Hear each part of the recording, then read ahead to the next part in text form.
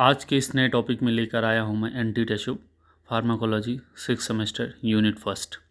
Anti टेशुब क्या होता है? A drug that suppress the coughing possible by the reducing the activity of cough centre in the brain. ये antitussive drug क्या करती है, जहाँ से हमारा कफ रिलीज होता है उसी सेंटर को जाके क्या करती हैं, सप्रेस कर देती है, जिसको बोलते हैं एंटी टिश्यूब। और एस्पेक्टोरेंट में क्या था? एस्पेक्टोरेंट में हमारा स्पूटम का प्रोडक्शन को क्या करते थे, इनहांस कर देते थे। तो दोनों में मेजर डिफरेंस था। एंटी टिश्यूब, अगर आपसे कोई पूछता है कि एंटी टिश्यूब में क्या डिफरेंस है, तो एंटी टिश्यूब में ड्रग जाएगी और कफ सेंटर को ही क्या कर देगी, डायरेक्टली सप्रेस कर देगी। ठीक है, एस्पेक्टोरेंट में ऐसा नहीं होता। अच्छा, antitussive are the drug used to relieve cough by the suppressing the cough centre in the medulla। क्या कर रहा है ये ड्रग? हमारी कफ सेंटर पे जाके बाइंड कर रहा है और क्या कर मेडुला पे बाइंड कर रहा है और कफ को क्या कर रहा है, रिड्यूस कर दे रहा है। अगला बात करते हैं, coughing is the caused by the irritation of bronchial mucosa. Coughing cause क्यों होता है? जब ब्रोंकियल म्यूकोसा में क्या होता है, हमारा इरिटेशन होता है। इरिटेशन होने के कारण क्या होता है, हमारा कफिंग कॉज होगा। तो ये एंटी टिश्यूब क्लास की जो ड्रग होंगी वो क्या करेंगी, हमारी जाके बाइंड हो जाएंगी। किससे बाइंड हो रही है? हमारी मेडुला से। और मेडुला क्या कर रहा है, वो कफिंग सेंटर को सप्रेस कर दे रहा है। अगला देखते हैं, coughing is the protective mechanism in the that it help to the remove foreign matters and excessive secretion from the airway. ये क्या कर रहा है, हमारा कफिंग की अगर हम बात करते हैं, मैकेनिज्म की बात करते हैं, तो क्या कर रहा था, कफ प्रोटेक्शन करने का काम। मान लो कोई फॉरेन पार्टिकल्स हमारे बॉडी में क्या कर रहा है, एंट्री कर रहा है, तो ब्रोंकिया में क्या करती है, वो प्रोटेक्शन करने का काम करती है। लेकिन अगर ज़्यादा म्यूकस का सिक्रीशन होने लगेगा तो कफिंग काज होगा। ठीक है, तो ये हो गया हमारा।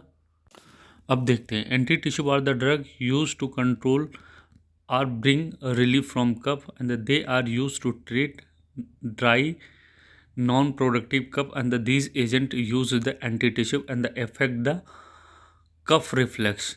अच्छा, ये क्या होती है, हमारी नॉन प्रोडक्टिव होती है। नॉन प्रोडक्टिव मतलब कफ का प्रोडक्शन नहीं करेंगी।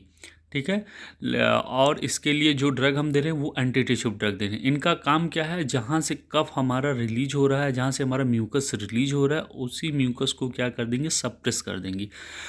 अगर ये सप्रेस हो जाएगा तो क्या होगा, हमारा म्यूकस का प्रोडक्शन ही नहीं होगा, और म्यूकस का प्रोडक्शन नहीं होगा तो हमें जो कफिंग की प्रॉब्लम थी वो हमारी क्या हो जाएगी, सॉल्व हो जाएगी।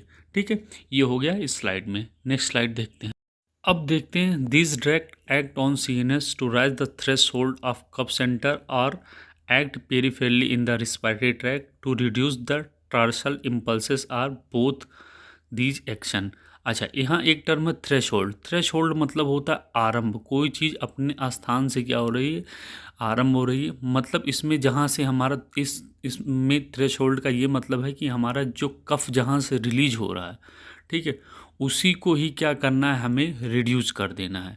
ठीक है, तो ये होता है थ्रेशोल्ड।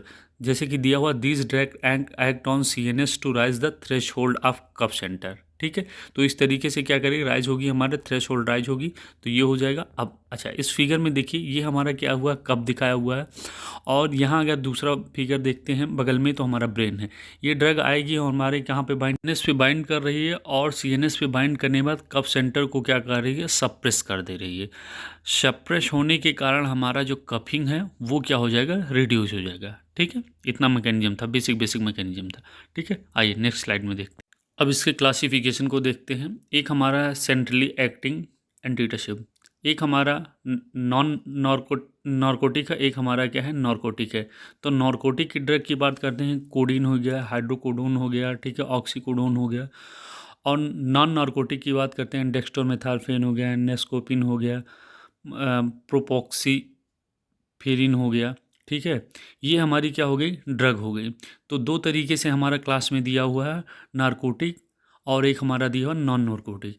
नार्कोटिक को भी हम क्या बोलते हैं, ओपियाइड्स बोलते हैं, और नॉन नार्कोटिक को बोलते हैं नॉन ओपियाइड ड्रग बोलते हैं। ठीक है, आगे की स्लाइड में हम देखते हैं इसके बारे में डिटेल में। ओपियाइड के मैकेनिज्म की बात करते हैं तो आपका दिया हो ओपियाइड, या इसी को हम बोलते हैं नार्कोटिक्स। ठीक है, एंड नॉन ओपियाइड की बात करते हैं या नॉन नार्कोटिक्स बोलते हैं। ये क्या करती है, antitussive suppress the cough centre reflex by the direct affecting on the cough centre पे डायरेक्टली क्या करती हैं, अफेक्ट करती हैं। तो ये हो गया हमारा ओपियाइड। नॉन ओपियाइड की बात करते हैं, ये क्या होती है हमारी ओपियाइड नहीं होती। जैसे कि ओपियाइड की बात करते हैं, एक हमारा क्या है, नशीला पदार्थ, ठीक है, जो कि नशे के रूप में भी यूज होता है हमारा। तो ये क्या करता है, हमारा ओपियाइड पेन को भी क्या करता है, रिलीफ करता है। लेकिन नॉन ओपियाइड की बात करते हैं, ये क्या है, antitussive do this without CNS suppression. ये क्या करती है, हमारी CNS को सप्रेस नहीं करती हैं, ठीक है। तो ये हो गया मेजर सा डिफरेंस ओपियाइड और नॉन ओपियाइड में। अगर आपसे ओपियाइड पूछा जाता है तो ये क्या करेंगे, हमारे CNS को क्या करेंगे, सप्रेस कर देंगे, और नॉन ओपियाइड क्या करेंगे, हमारे CNS को सप्रेस नहीं करेंगे। विदाउट CNS सप्रेसेट किए हुए ही क्या करेंगे, इसका इफेक्ट शो करेंगे, ठीक है।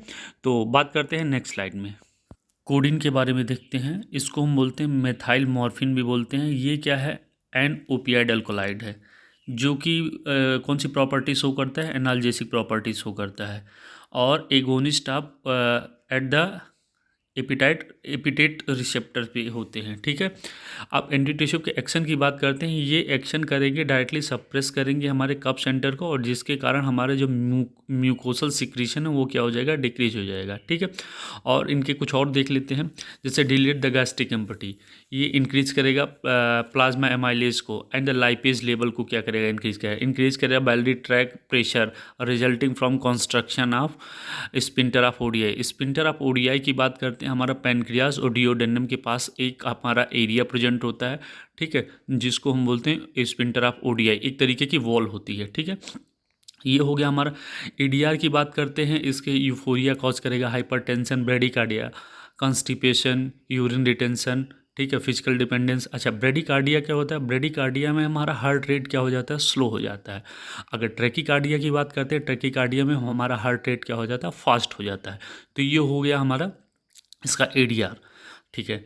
अब इसके थोड़ा सा और मैकेनिज्म की बात करते हैं, कोडिन कैसे, कोडिन हमारा एक्ट करेगा म्यू रिसेप्टर, जो कि हमारा प्रेजेंट होता है मेडुला में, ठीक है, और इन्वेट करेगा रिलीज ऑफ एक्साइटेटिव न्यूरोपेप्टाइड को, जिसके कारण हमारा सप्रेस कर देगा कफ सेंटर को। तो कहाँ पे बाइंड कर रहा है, हमारा म्यू रिसेप्टर पे बाइंड कर रहा है। अब ब्रेन में जाएंगे तो हमने आपको बताया था म्यू रिसेप्टर, कापा रिसेप्टर, डेल्टा रिसेप्टर। तो ये कोडिन हमारा कहाँ पे बाइंड कर रहा है, म्यू रिसेप्टर पे बाइंड कर रहा है, ठीक है। कहाँ प्रेजेंट होता है, हमारा मेडुला ऑब्लांगेटा, और काम इसका क्या होता है, ये क्या करता है, इन्विट करता है न्यूरोपेप्टाइड, जिसके कारण हमारा क्या हो रहा है, सप्रेस हो रहा है CNS, ठीक है। तो ये हो जाएगा एक मैकेनिज्म, ठीक है। नेक्स्ट मैकेनिज्म हम देखते हैं, ये डेक्स्ट्रोमेथार्फिन, ये क्या करता है, control the cough spasm by the increasing the threshold of cough centre. Threshold पहले भी बताया, ये क्या करेगा, हमारे कफ को क्या, कफ का जो स्पाज्म है उसको क्या करेगा, इंक्रीज करेगा, और थ्रेशोल्ड को क्या कर देगा, बढ़ा देगा। अब ये हो गया इनके एडवांटेज की बात करते हैं, does not depress the mucociliary function. Mucociliary function इनको क्या करता है, डिप्रेस नहीं करता है, नो CNS डिप्रेशन, ठीक है, no addiction in the potential. ये हो गया less constipation than the codeine. उसके बाद इसके साइड इफेक्ट डिजीनेस, नाउजिया हो गया, ठीक है, डाउननेस हो गया, अटैक्सिया हो गया। तो ये हो गया इसका बेसिक सा मोड ऑफ एक्शन, और ADR हो गया। और अब हम बात करेंगे, नेक्स्ट टॉपिक लेकर आएंगे अगले वीडियो में। किसी प्रकार का कोई कन्फ्यूजन है तो कमेंट बॉक्स में कमेंट करें, जल्दी ही लेकर आ रहा हूँ मैं आप लोग के लिए एक नया वीडियो। धन्यवाद।